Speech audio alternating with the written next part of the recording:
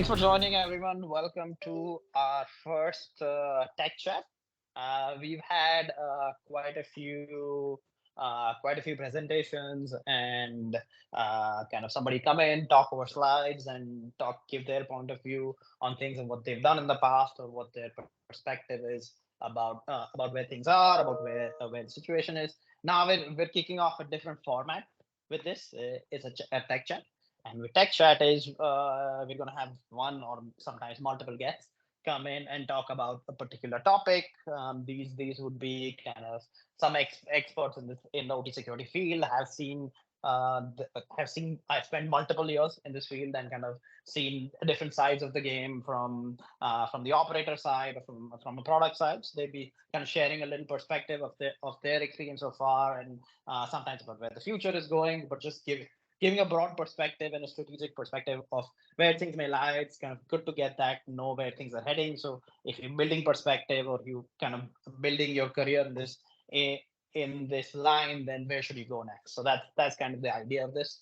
And for our first session, for our first tech chat, I'd like to welcome Chitrank Shrivastav.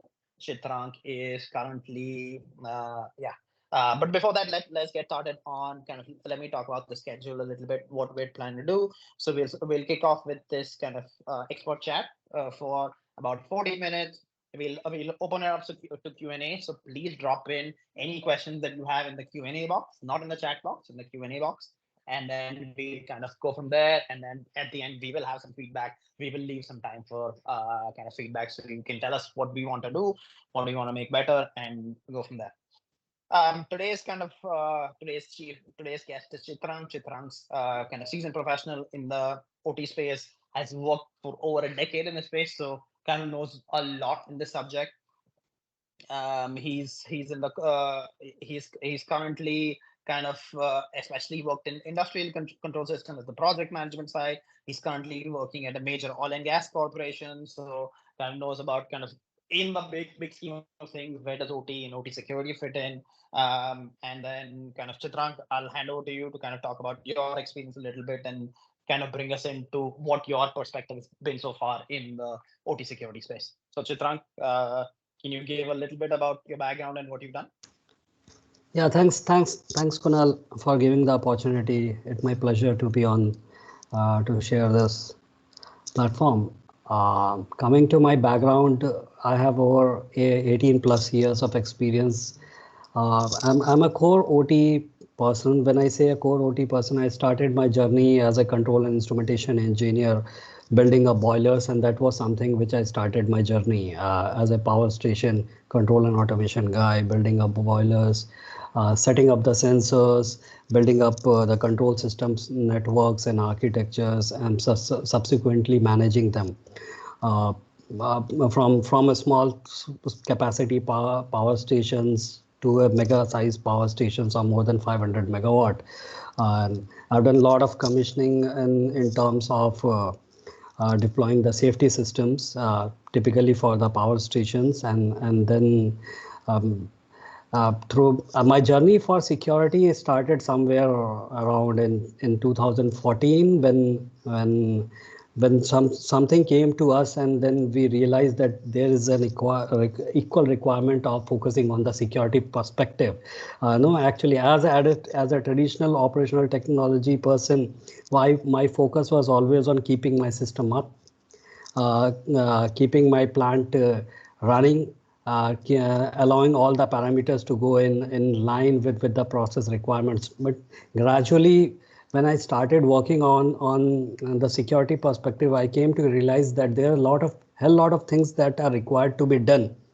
And that is what triggered me, thanks to the model for which I was introduced to. That was a complete OT security transformation journey, which I led somewhere around 2015-16 and started all my journey, starting for building up the policies, the kind of procedures, integrating the right kind of policies and procedures with the right kind of technologies, creating segmentations, and then this journey was on and on, because when we talk about OT, I have heard people, I want to fix it in 2 years. I've seen management, they want to fix things in a couple of years, but technically speaking, it is a hell lot of difference when you are talking about setting up certain kind of security solutions in the OT, because you are actually operating on the live environment, and then you have to see the plant is running, the machines are churning out what they are designed to do that,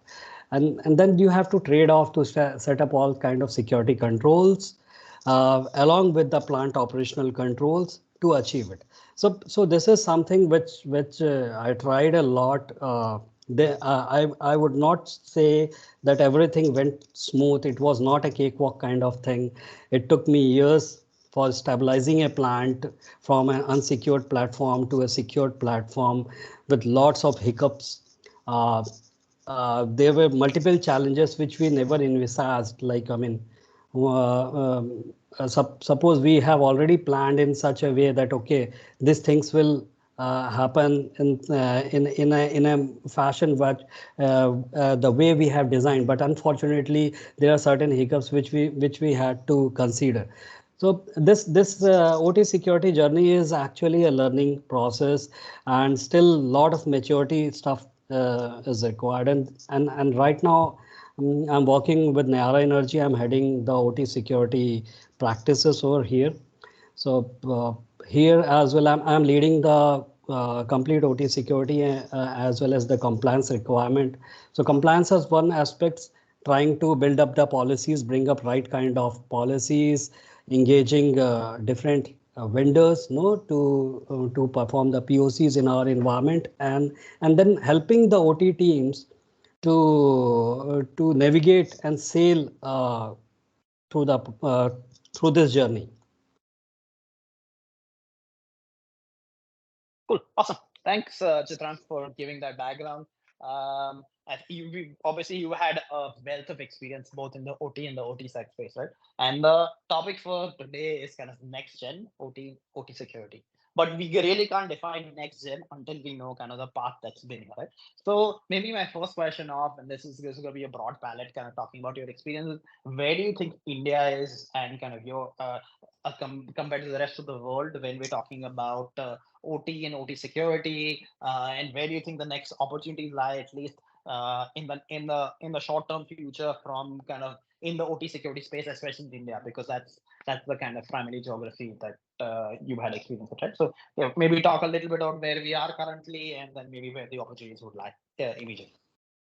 So, honestly speaking, when I say I'm coming from a critical infrastructure background, no, I see a hell lot of things happening post COVID, no, and before COVID the scenario was different, and definitely there are a lot of push coming from the government when we see in terms of policy building, typically for the power generation, and now oil and gas is. I was recently going through an article where oil and gas is also pushing up to set up certain procedures, baselines, typically for OT. What I see the biggest issue is, there is a lack of right kind of governance model for OT. So from ages, the OT was running into an isolated environment where we had teams from control and instrumentation or electrical. They were designing the systems, they were working around with the vendors and churning out the profit for the company, no. But when the security stuff plugged in into the system, uh, I have seen CIOs and CISOs, they have got this additional responsibilities to secure the system.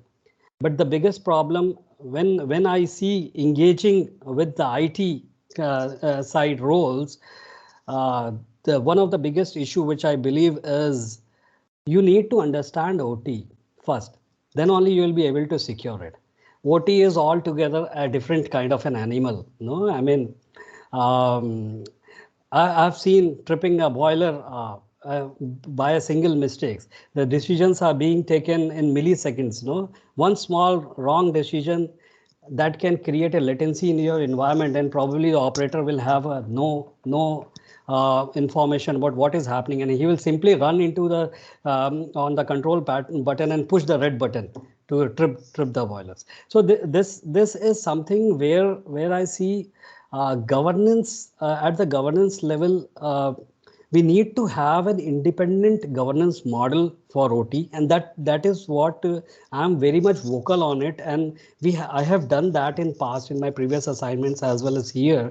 We have an independent OT security governance model, which has a complete independent set of OT policies. The OT policies are derived and tailor-made as per the requirement of the process. So probably when I say OT is a very big stuff. No, so when OT security requirement for a power station, for a refinery, for a sugar factory, or a paper plant may vary.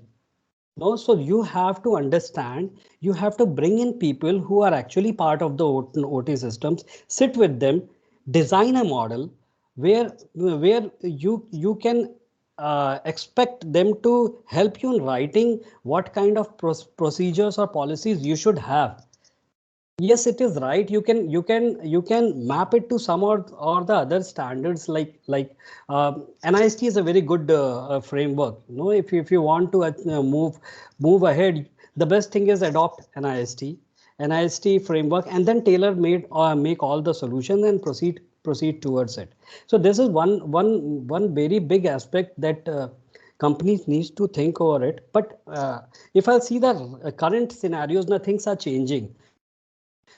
No, post COVID, now people have started realizing the requirement of OT, the requirement of OT security professionals, uh, and the kind of awareness is required for setting up all those things.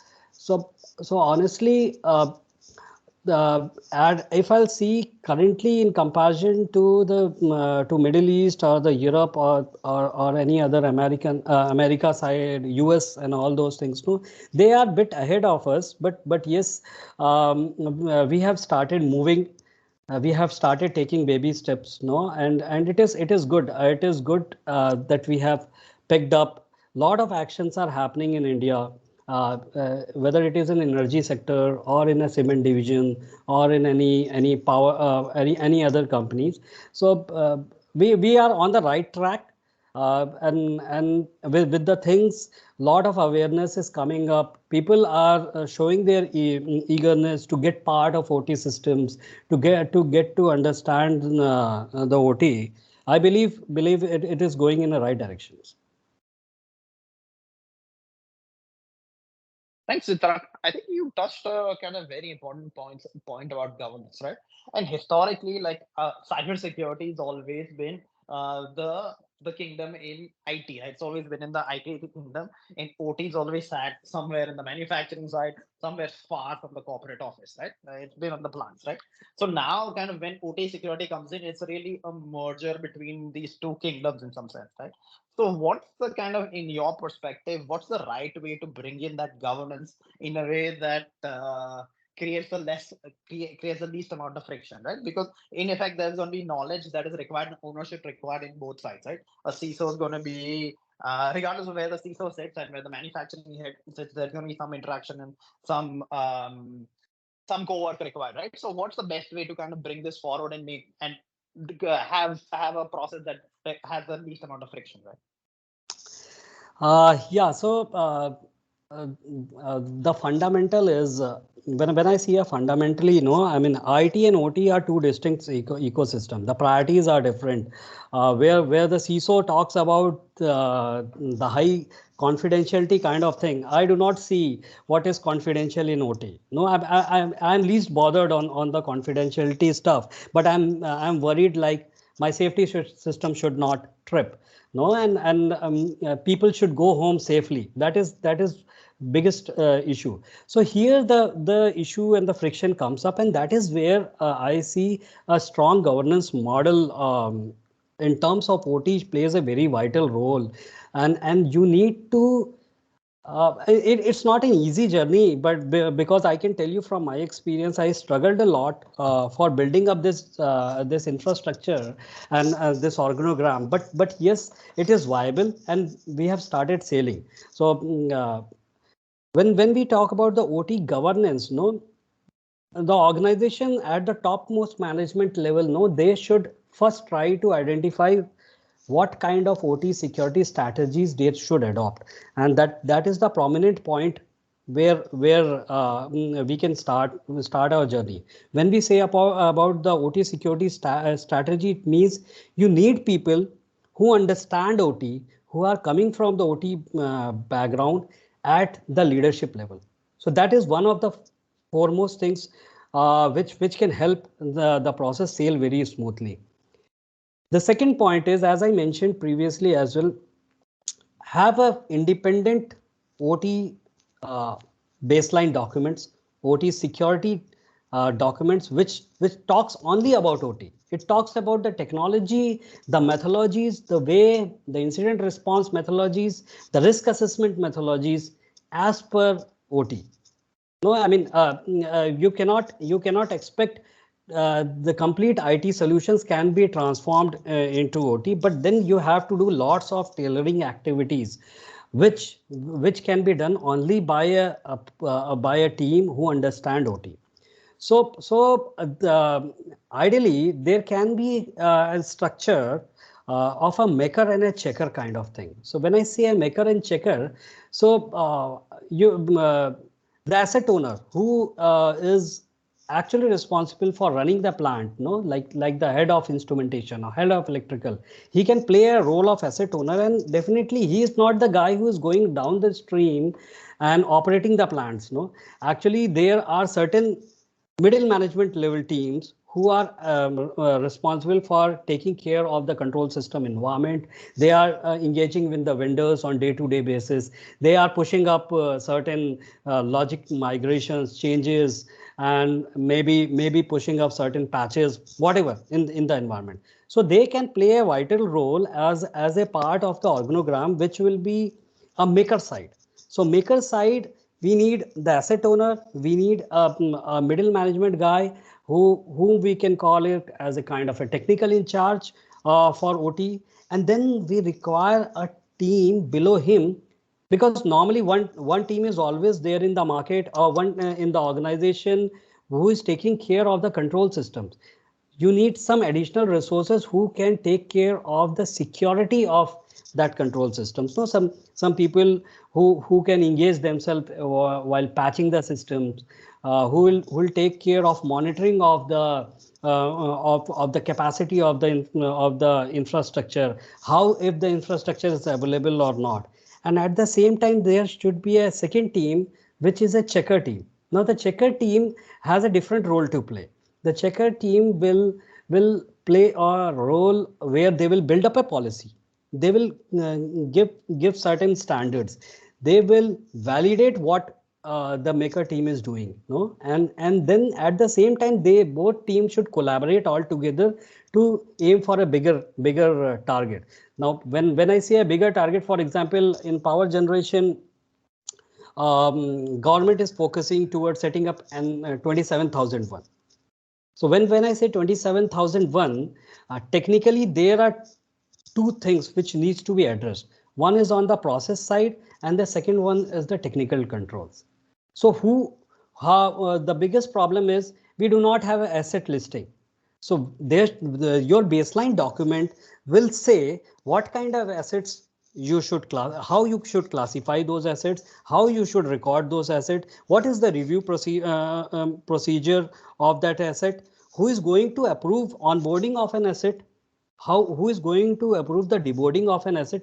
So it is not only about the asset management. There are certain things like for doing every job, the traditional methodology is some MOCs comes into the environment.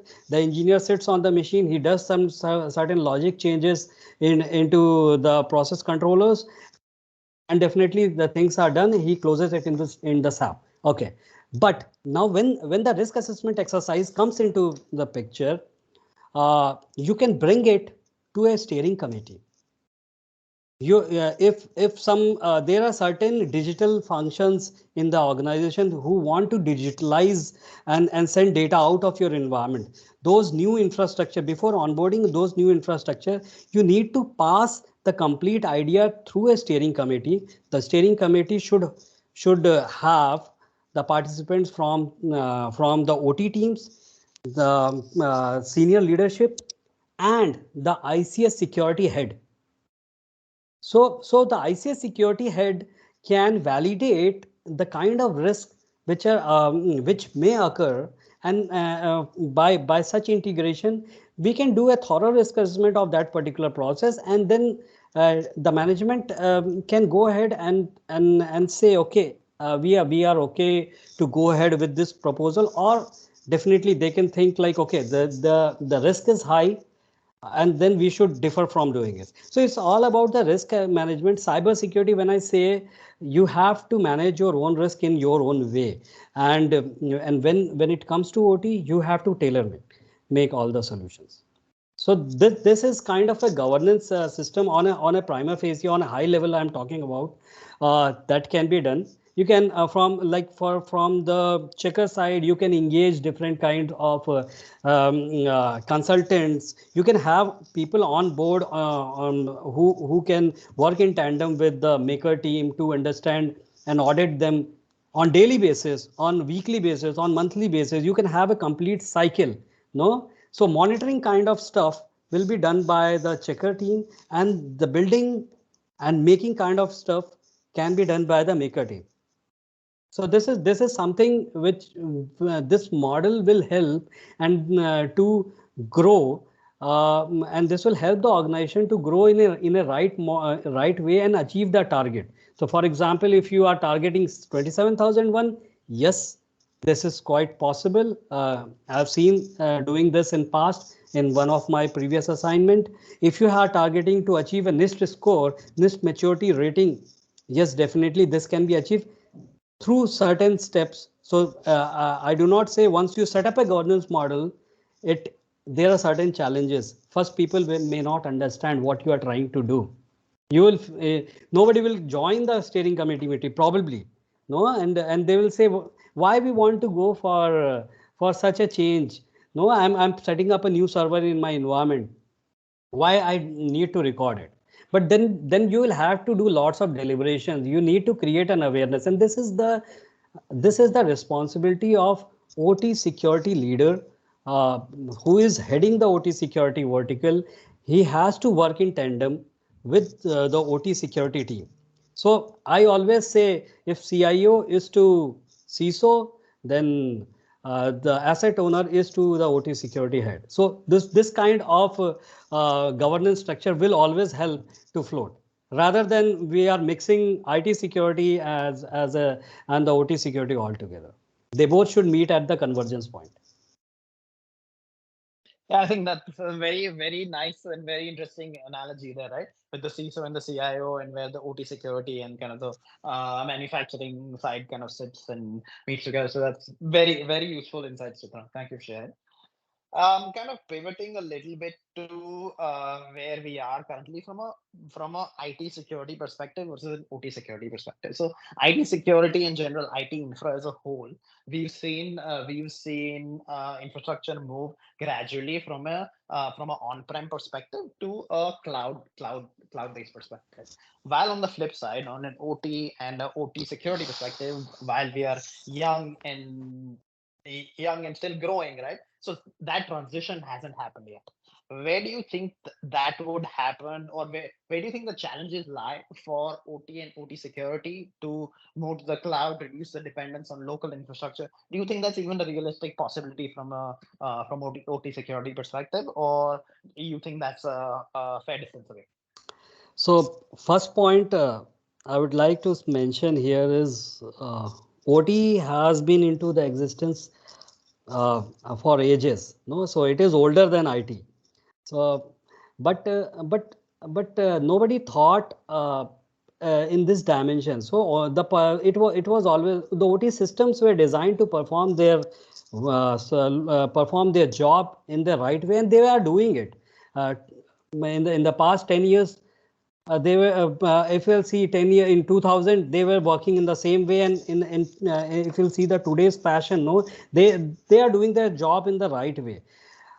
Thinking about moving the OT stuff to cloud, I mean, again, I mean, this is a very difficult question to answer, but honestly, if I'll take my view, if you are going to take my view, that is my personal opinion. I do not see. See, when we talk about cloud, there are two different aspects. No, considering a Purdue model. So at level two, up to level two, if we are talking about moving that up to level 2 to cloud, one point, and the second point is level 3.5 and above moving to cloud. So these are two different perspectives. Moving level 2 devices to cloud, it is a huge risk. It is a big no from my side because it will create a latency. It is a huge cyber risk. Unauthorized access can be an issue, and a system which clicks in milliseconds, no, and how you are going to depend on a system where the latency is expected to happen, and you cannot go and simply switch off. So if you'll go an IT infrastructure guy, and he'll say, if it is not working, okay, just restart it.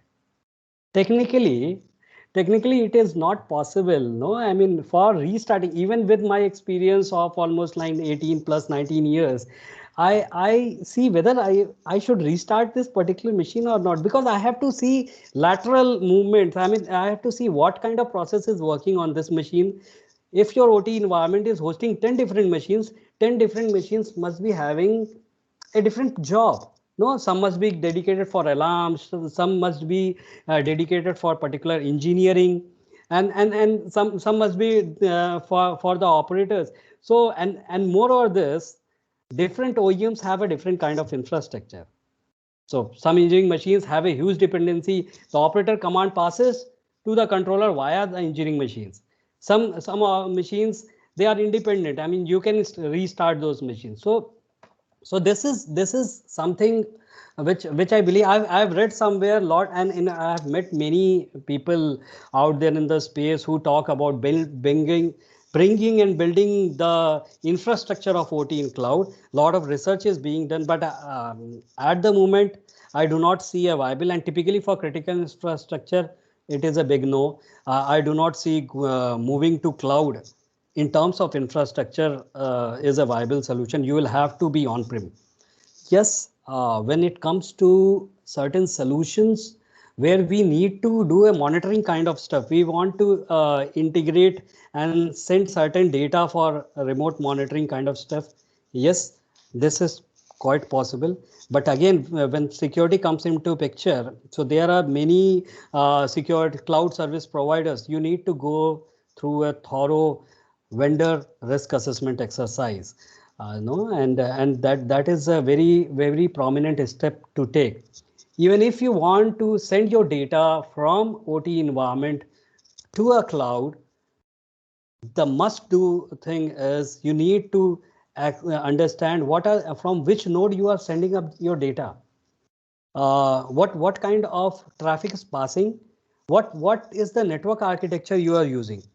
The best way, go unidirectional. That is one thing. Deploy a solution which supports a unidirectional communication. There are other ways you can deploy through DMZs, and that is viable. But I have seen from my experience, no, in OT, the biggest problem is we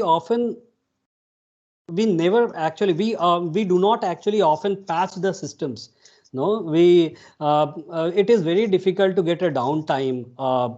For a downtime, you need to wait for certain shutdowns where you can patch the system, and then exposing the complete system to out of a band network in any vendors in environment. You need to take a call. At the end of the day, you are the master of your own processes. You are the owner of your own processes. You have to take a call whether we should leverage the opportunity. See, one has to take a conscious decision. Whenever any solution comes to me on the cloud, I usually ask them, what is the requirement? So for example, you have a VFD drive deployed in your environment, and a vendor comes up with a solution like, okay, I will give a monitoring kind of a solution. I'll monitor your VFD drive. So I usually go and ask asset owners, no, do you really want it? Do you understand what your OEM or the vendor is going to monitor, whether it is going to add value to it? Just jot down all those points. Do a thorough risk assessment. If you see that I can manage the system without sending it outside, I can send a log, no real-time data transmission is required, you can send it. But if there are certain scenarios where you need to understand, you need to send those data logs for real-time monitoring, yes, you can go through it, but then you have to follow the real security principles. You have to be ready. You should always be on the toes. And right now the scenarios are changing. People are understanding the need, but then they are struggling to figure out, because it comes with lots of budget. When security pumps in, it calls for a lot of budget. So I usually say, if you want to do anything or out of premises, definitely you have to pass through the security lenses. Cool, thank you. I think that's a very like a very useful kind of filter to use, right? So going through, so having some filters, right? Maybe like, yeah, you need to have a very stringent filter because of the latency issues that we face in cloud, and still it's no longer, it's, if you're not getting the same speed that we get on prem, right? That's have to have a real solid reason if you want to go to the cloud, and that kind of makes sense, though, right? I think one of the things you interestingly talked about is the PPU model, right? And the PPU model has been around in OT for decades, right? Do you think this is, with the advent of OT security, with new technology coming in, the body model is will continue to be the baseline for all kind of future OT development? Do you think there's space for it to transition, especially with things coming in to the level 3.5, for example, the DMZ being there? Do you think there'll be more and more IT stuff that kind of percolates down into the OT environment? Do you think that this whole the body model definition will continue to segregate IT and OT out in the future? Uh, yeah, so I mean, fundamentally, yes, it is it some or the other way we need to abide by one kind of architecture, because see, Purdue adds a layer, no, it adds a layer of hopping rather than having a flat kind of architecture. The Purdue actually gives a kind of segmentation, creating helps in creating a zones and conduit kind of concept, no? And um, again, going back to that cloud kind of stuff. So you have an actuator sitting up at level 1, no, or any machine which is for which you have vibration sensors deployed on the machine, and those vibration sensors are giving a feed to a DCS system at the same time. Now you one more fine morning you decide to give it to a cloud solution so that I can get all those data monitored remotely by somebody else, maybe on my IT network. So what, there are two options to do it. One option is I'll connect that particular sensor through a machine, plug in an IT in the corporate IT network, and start monitoring. Nobody is stopping you to do that. But but then you have to see. So that is where I always say you do a thorough risk assessment, and that is where you see when you talk to people, no, probably they'll say, no, I do not see any risk. No, I do not see any risk in the is connect, because it is going to my corporate network only. You have to understand that your corporate network, like a vendor's network, just treat it as an untrusted network. That will be a defensive approach. I'm not going experimental. This is a defensive approach, and then you start building up an infra. You just think like I have the sensor data. I am putting it to a particular server. Now that server can be hopped to a DMZ, and from that DMZ I can give an access to an IT network from where my engineers or my analyst can do a monitoring kind of thing. So that is one approach which can be done. So I believe Purdue is a right architecture. Going down the line, we should stick to the basics. Basics will always remain with us. Even if today we are speaking in English, no, I mean, we have not, we each one of us understand ABCD. So it's like ABCD. Got it. Yeah. So what you're saying is a building block of kind of the OT space, right? And regardless of where OT goes in even the next decade or few decades, right? Those building blocks will continue to remain consistent. That's where Yeah. body model is. So yeah, makes sense. Makes sense. Yeah. So Chitrank, one of the other things that's kind of taken over, I mean, not just the IT space, but the world kind of in general is kind of the adoption and the push of AI, right? AI has been kind of taken hold of a lot of space, right? And even in cybersecurity, we've seen now there have been bots built, there have been GPTs built, there which can help you build the kind of malware very quickly based on some prompts, things like that, right? From a future perspective and the way adoption in AI is going, where do you think that will integrate or that will kind of impact OT and OT security as a whole in the coming few years, coming decade? Uh, yeah. So I mean, when AI comes to me, I usually consider it. I think I lost you. No, I'm here. Sorry, Okay, just a okay, okay, bandwidth okay, issue, so okay, I'm turning off the okay, camera. okay, okay, no problem. So typically, when AI comes into a role, I have a single word: caution. Caution is very much important when you are integrating AI, because the AI models are changing at a very frequent pace. So, but honestly speaking, you have to think religiously. No, AI is a helping hand. When I see it is complement, it can be a complementing tool, no, in terms of getting insights to the operator, in terms of taking an informed kind of a decision, no, probably like an operator. I'll quote you with an example. No, again coming back to the Purdue model. I have an process automation system working around for a power station or for an oil refinery, and there are certain sets of historical data which are built in within my OT environment. No, so how I can leverage AI is to create a right kind of a model which can work as a guided which can give us as a guided information for the operator to take an action.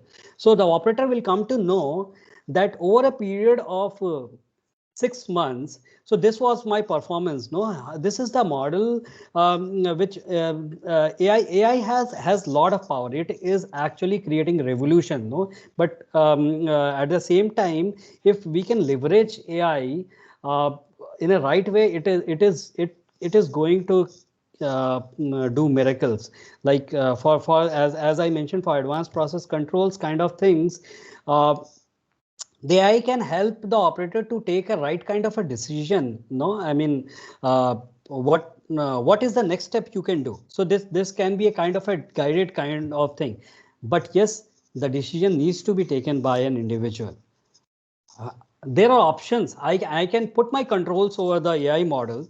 Yes, you can put up a control over AI model, but then after certain level, your fundamental control system logics will play a vital role. Like for example, the AI model is programmed in such a way that boiler should ramp up in such at a certain rate, no, and probably one fine morning you see that the ramp rate has changed, no, and it started it is moving at a very high pace. So definitely there should be an override kind of a control which can override the AI, or the operator should have a control and take the system out of the processes, because AI at one point it enhances the efficiency of the processes.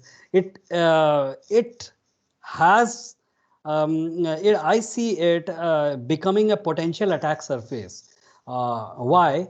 Because the models which are actually responsible for enhancing the efficiencies, no, if they get manipulated, no, if they get manipulated, and if I am totally dependent on that particular model, I've set a system on an AI, and I'm sitting and having my cup of coffee and enjoying that, okay, the AI is taking everything and taking care of everything. So it is technically not possible for a critical control system.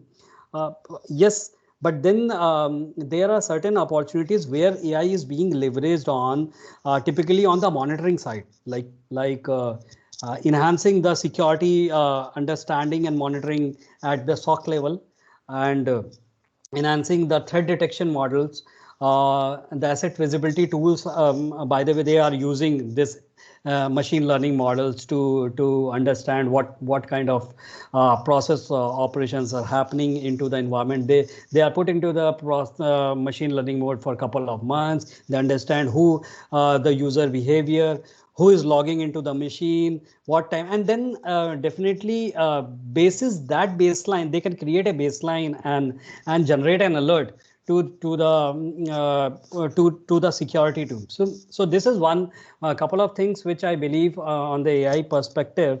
At the same time, one more thing which I was just trying to discover is if something on a risk management framework, that automation can be done through an AI kind of a tool, where AI can help the organization to design a right kind of risk framework, and identify what is the real time risk scoring, gathering the data and information from some of the logs, from some of the manual inputs, physical inputs on that particular tool. And then definitely you can see, like today you are at this position, at on the NIST rating. Suppose you are sitting at level 2 and you have done n numbers of activities over a period of time. Couple 1 year down the line, what will be your strategy? What is best you can do? So AI can help in prioritizing things. It can help in managing the vulnerabilities. But again, when I say managing the vulnerabilities, the things has to be done on ground by the people. AI can only help in prioritizing. Okay, these are the top 10 vulnerabilities in your system. Try to fix it. There are certain opportunities which you can do. But at this moment, not everything can be done. But then you have to tailor make, like, and get the right kind of solution for your environment. Oh, thanks, Chitra. That's an interesting perspective on kind of using that as a AI as a helper more than just an independent resource to kind of do work for you, right? But somebody to help you and assist you, kind of reduce some of your workload. Then it will make sense. But not I don't think you're right that AI isn't ready to kind of do things completely on its own. This is we're about 3:47, so I'm gonna. There is maybe one or two questions from my side. Then we'll also be taking questions from the audience. So if you have questions, please raise your hand or put it in the chat window or in the Q&A window, so I can we can ask Chitrank that. Chitrank, one thing that we've been getting or hearing a lot from people in the OT sector community is many of them are kind of in or just recently kind of transition to OT security, or even who have been around for a while, is how do you keep pace with the kind of the information barrage, the kind of the changes that are happening from an OT security perspective in currently, right? There's new tools coming out. Just yesterday, I found out about a new PAM OT tool, a PAM tool specifically made for OT, things like that. How do you, and there's kind of lots of new vulnerabilities being discovered, new regulations coming in different parts of the world. How do you kind of as a OT-sec lead, somebody that not just your organization, but kind of people across the group as well look up to as kind of an industry expert? How do you kind of keep pace with this change and keep updated? Yeah, so I mean, coming back to secure for as far as security persons, professionals, no, I mean, you have to be on your toes. So you need to be aware what is happening in the environment. The one of the ideal way which I believe can be adopted by the new beginners, by the beginners who want to move into the OT spaces, the forte or the zone where you want to chip in and you want to understand. Like there are certain areas like on the governance side, on the technological front. So you need to take a call what zone you want to select, and then you have to deep dive into that subject. So if you're talking about something on the technology front, so technology, now again the technology is a very big pool, starting from the endpoint security to the network security to the intrusion detection systems.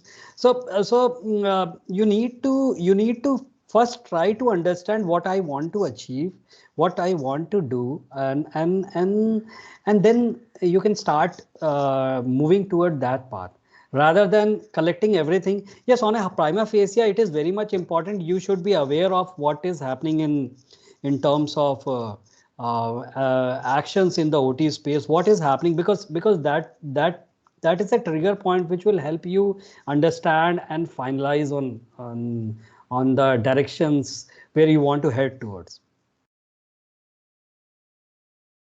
Cool. Thanks, Chitrank.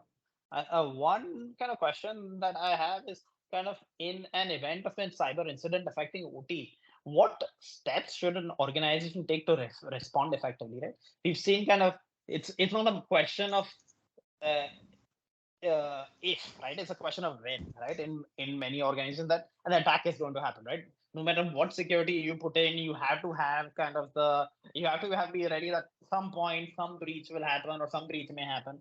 So what are especially from OT perspective, how should an organization respond effectively and minimize disruption and downtime in case like in an attack or something like a breach happens, right? What's the best way to kind of protect yourself from maximum business disruption here?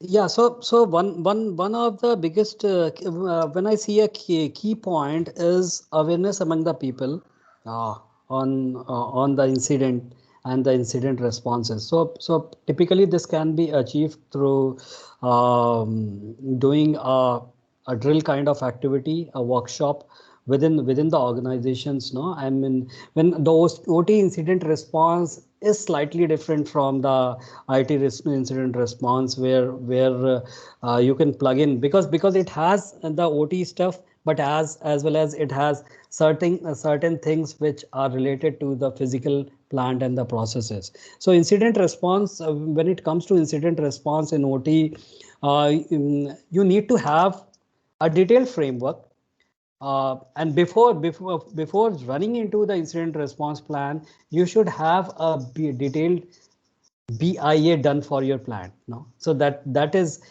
very much important.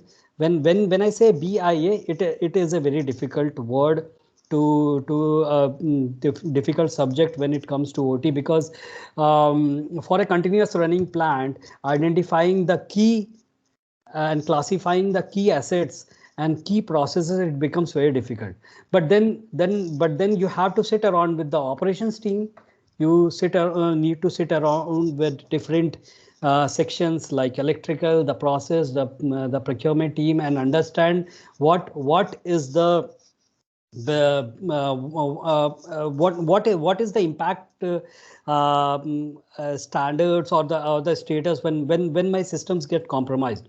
And then you need to do a typical kind of workshops where you can engage people from the IT security team, people from IT, the OT maker team, the OT checker team, the plant admin teams.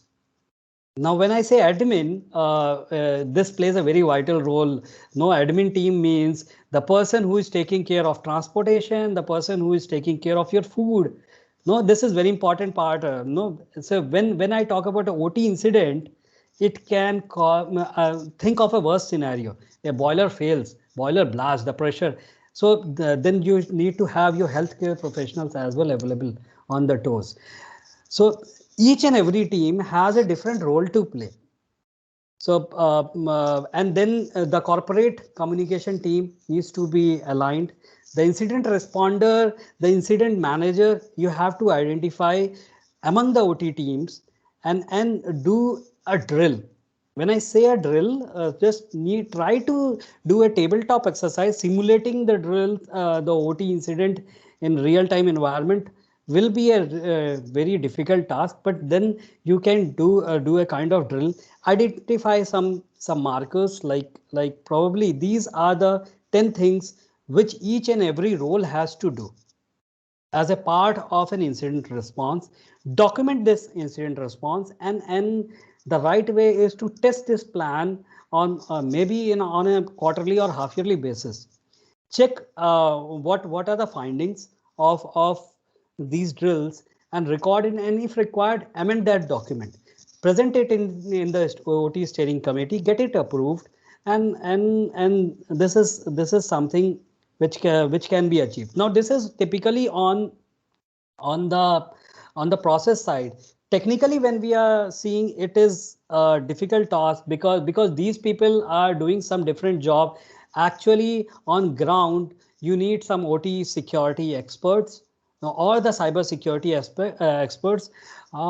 uh, you can have a contract type kind of thing, on demand kind of thing, with some pan testers, or the forensics team all together, because hiring a complete team in within the organization is a difficult task. So you can set up a complete contract among the teams, and those guys can chip in into the process at the right time, and they will work around with the OT teams in identifying the gaps. They will collect the forensics, they will collect the evidences for the future understanding and processing of performing what has happened into the environment, and probably that will help. Ultimately, it is on the degree of attack what has happened into the environment. So accordingly, will have to tailor make the incident response plans. Cool. Thank you. Thanks, Chitrank. We're now kind of pivoting a little bit to the audience Q&A for the last part of this chat. So we've got a couple of questions from Amit Singh and Amit Musale. I think it's kind of correlated, right? So one is this kind of how do makers and checkers in the steering committee kind of work together in tandem, and where does in this whole function the vendors play a critical part as well? So where do the vendors come in, and kind of, because the vendors are key part of OT security regardless, right? Because they're the ones providing the base info, right? So how do you make sure they're kind of committed to your OT security journey as much as you are, and then kind of come into that steering committee and make a checker governance scenario, right? How do you kind of make sure all that kind of is working seamlessly and fused together well? So yeah, so when the terminology vendor comes, no, so it is all related to the supply chain risk. So as you all know, I mean, we are aligned to certain standards like 62443. Let us take an example. So 62443 is a standard which we potentially follow for the OT. So we can have an independent supply chain risk management documentation in terms of OT security. Now, this supply chain risk document will talk about multiple dimensions of a vendor.